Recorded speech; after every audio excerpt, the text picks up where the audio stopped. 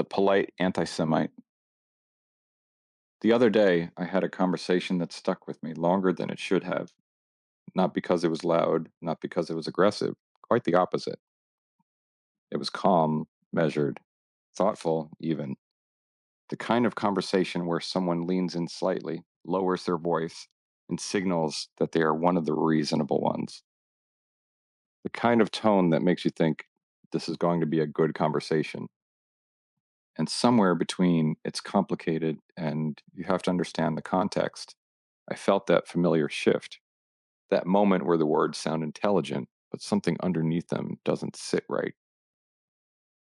That's when it clicked. Anti Semitism didn't disappear, it got polite. I used to think anti Semitism had a uniform: loud, obvious, unapologetic, the kind of hate that announces itself before you even sit down. You knew what you were dealing with immediately. There was no confusion, no decoding required. That version was easy to spot, easy to reject, easy to fight.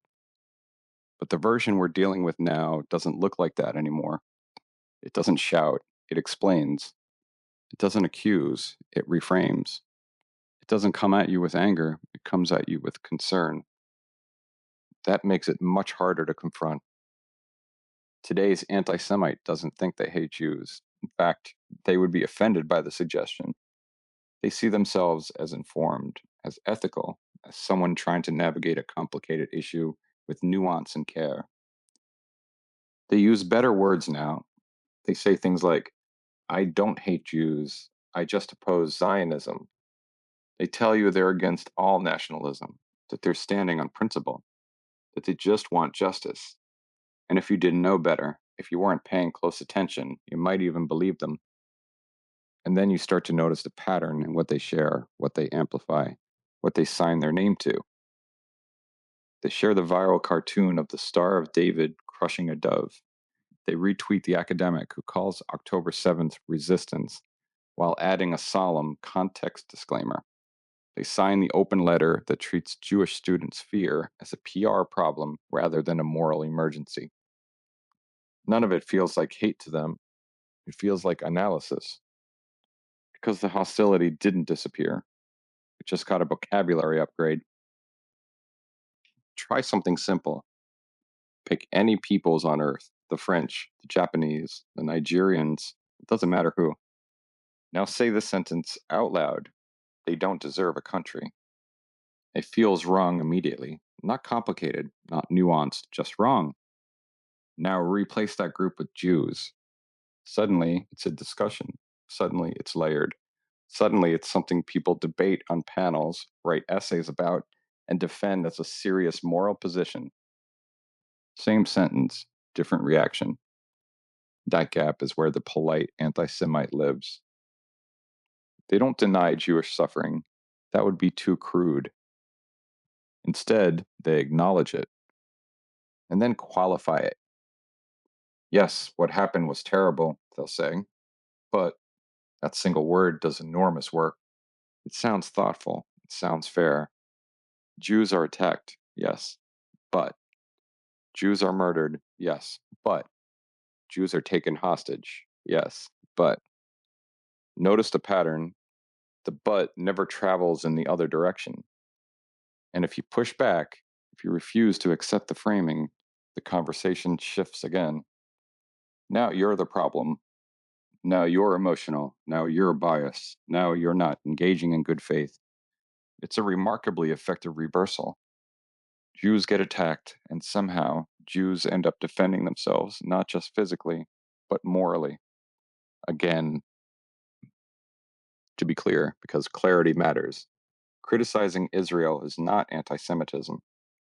Israel is a country like any other. Its policies can and should be debated, condemned, or defended. That is normal. But when criticism becomes obsessive, when Israel is held to standards no other nation faces, when the Jewish people's right to self determination is treated as uniquely illegitimate, then we have left the realm of policy and entered the realm of prejudice. In practice, this is easy to spot. No other country's very existence is considered negotiable. What makes the polite version so dangerous is that the person expressing it genuinely believes they are on the right side of history. They see themselves as someone standing up for justice, for human rights, for morality. They likely have a track record of supporting other causes. They have said the right things at the right times. They have shown up when it was expected. And then, when Jews were slaughtered, kidnapped, burned alive, they paused just long enough to process it, and then arrived at the same familiar conclusion. Anti Zionism presents itself as something new, something sophisticated, a modern moral framework built on principles and global awareness.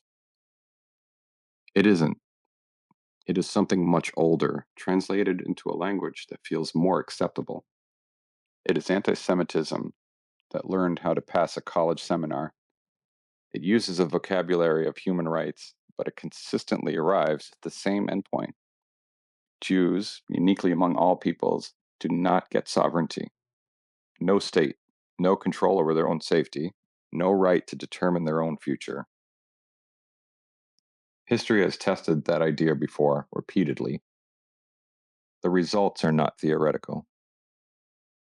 The polite anti Semite will tell you they are advocating for peace, but their version of peace always seems to require the same thing: Jews giving something up: land, security, safety, sometimes more than that, always something. Because in that framework, Jewish power is the problem, Jewish self defense is the problem, Jewish independence is the problem.